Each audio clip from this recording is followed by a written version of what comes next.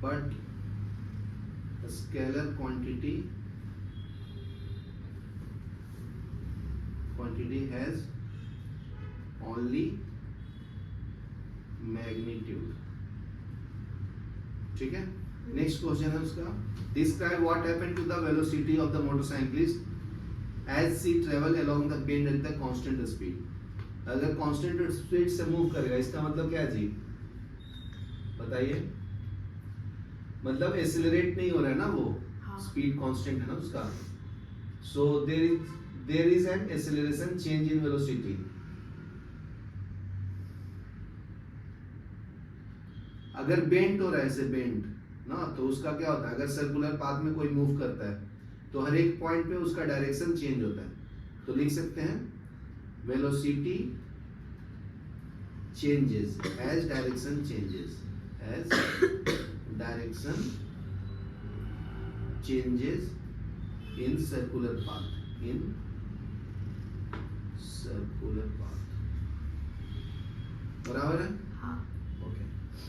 Next third में क्या है इसका, explain why there must be resultant force on the motorcyclist as she travel around the bend. तो दो फोर्स लगता है अगर सर्कुलर पाथ में आप मूव करोगे तो. एक जो वेलोसिटी है वो डायरेक्शन अपना चेंज करता है एक पॉइंट पे, और एक सेंट्रीपिटल फोर्स लगता है उसके सेंटर की तरफ बैलेंस करने के लिए. ठीक है. तो इसमें क्या लिख सकते हैं, because there is an acceleration, change in velocity, change in direction, change in momentum. मतलब एक चेंज होगा तो सब चेंज होगा ना, क्योंकि एक दूसरे के ऊपर डिपेंडेंट होता है. तो यहाँ पे लिख लो because there is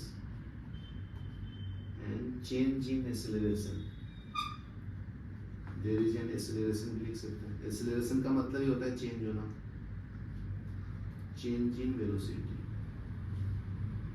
change in velocity, change in direction,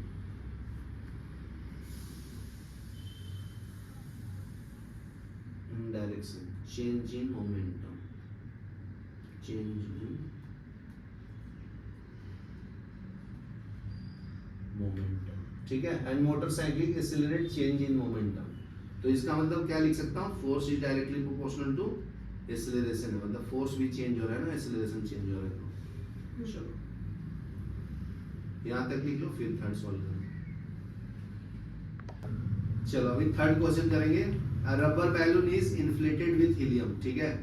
तो बैलून में क्या फिल किया, helium, and sealed so that no helium escape. तो एक